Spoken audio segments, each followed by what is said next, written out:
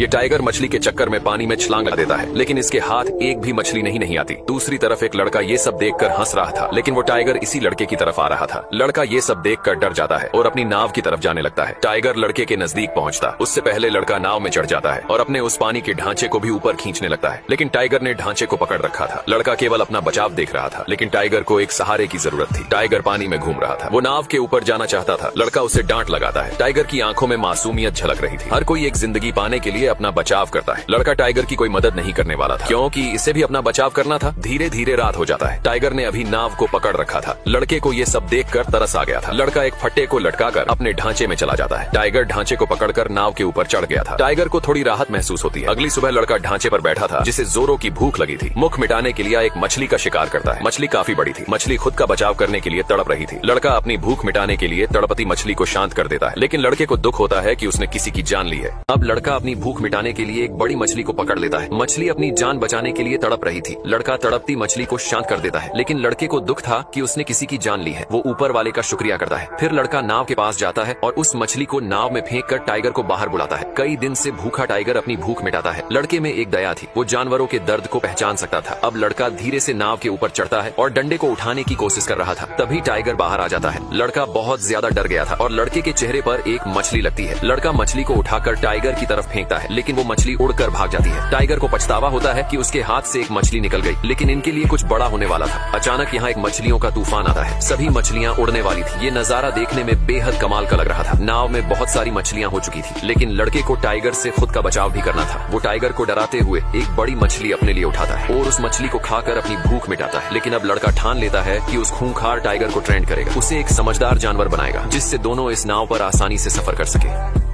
अब लड़का उस खूंखार टाइगर को एक डंडे की मदद से ट्रेन करता है। टाइगर बहुत गुस्से में था, लेकिन लड़का हार नहीं मानता। वो हर तरह से प्रयास करता है। डंडे में मांस के टुकड़े फंसाकर उसे खिलाता है, ताकि टाइगर एक पालतू जानवर की तरह बर्ताव करे। आखिर में लड़का चिल्लाकर उसे अंदर भेज देता है। आज की ट्रेनिंग काफी अच्छी हुई थी, लेकिन लड़का अभी भी टाइगर से अलग अपने ढांचे में रहता है, क्योंकि टाइगर पर भरोसा नहीं किया जा सकता था। धीरे धीरे कई दिन बीत जाते हैं। लड़का टाइगर के बिल्कुल करीब आ चुका था। टाइगर भी लड़के को कोई नुकसान नहीं पहुंचा रहा था। तभी लड़के ने देखा एक भयानक तूफान इनकी तरफ आ रहा था। ये तूफान जानलेवा तूफान था, लेकिन लड़का इस तरह के तूफान से बहुत खुश था। लड़का चिल्लाकर ऊपर वाले को शुक्रिया कहता है। आखिर जो भी हो, प्रकृति के आगे दुनिया की हर एक चीज फीकी है। लड़का और टाइगर इस भीषण तूफान में खुद को एक नाव पर संभाले हुए थे। अगली सुबह सब शांत हो चुका था, लेकिन आसमान का नजारा बेहद सुकून भरा था। अब पूरे 1 महीने बीत चुके थे। भूख के कारण दोनों की हालत बुरी हो चुकी थी। दोनों कमजोर हो चुके थे। लड़का टाइगर के पास जाता है, उसके मुंह में पानी डालता है। आखिरकार अंतिम घड़ी में लड़के ने टाइगर को छूकर महसूस किया। टाइगर भूख के कारण कमजोर हो चुका था। दोनों एक अच्छे दोस्त बन चुके थे। इतनी भूख टाइगर कभी बर्दाश्त नहीं करता, लेकिन आज वो बिल्कुल लाचार और मजबूर था। अब टाइगर और लड़का दोनों भूख से तड़प रहे थे। पूरे 15 दिन तक खाना न मिलने से दोनों बहुत कमजोर हो चुके थे और जीने की उम्मीद छोड़ चुके थे। लड़का अपने मम्मी पापा को याद करता है, जो अब इस दुनिया में नहीं थे। अगली सुबह लड़के की आंख खुलती है और वह देखता है कि उनकी नाव एक आइलैंड के किनारे लगी हुई है। लड़का नीचे उतरकर नाव को बांध देता है और वहाँ की जंगली घास खाने लगता है। ये आइलैंड कुछ अजीब था। तभी लड़के को किसी की आवाज सुनाई देती है। उसने देखा कि वहाँ बहुत सारे नेवले थे। लड़का उनके बीच चला जाता है और पानी में कूदकर नहाने लगता है। इस आइलैंड पर बहुत सारे नेवले रहते थे। टाइगर भी नेवलों का शिकार कर अपनी भूख मिटा रहा था। धीरे धीरे सूरज ढलने लगता है और सभी नेवले जंगल के अंदर जाने लगते हैं। लड़के ने रात बिताने का इंतजाम कर लिया था, लेकिन नेवले फिर भी उसके पास आ गए। लड़का उन्हें भगाने की कोशिश करने लगता है। रात का समय कुछ अलग सा दिखाई दे रहा था। लड़का एक फल तोड़ता है और उसे खोल कर देखता है, लेकिन वह फल जहरीला था। इस आइलैंड पर रात के समय हर चीज जहरीली हो जाती थी। अगले दिन लड़का वहाँ से जाने की तैयारी करता है। उसने बहुत सारी जंगली घास और मीठा पानी अपने साथ रख लिया था। फिर वह टाइगर को आवाज लगाता है। टाइगर भागता हुआ आता है और नाव पर बैठ जाता है। दोनों अगले सफर के लिए निकल पड़ते हैं।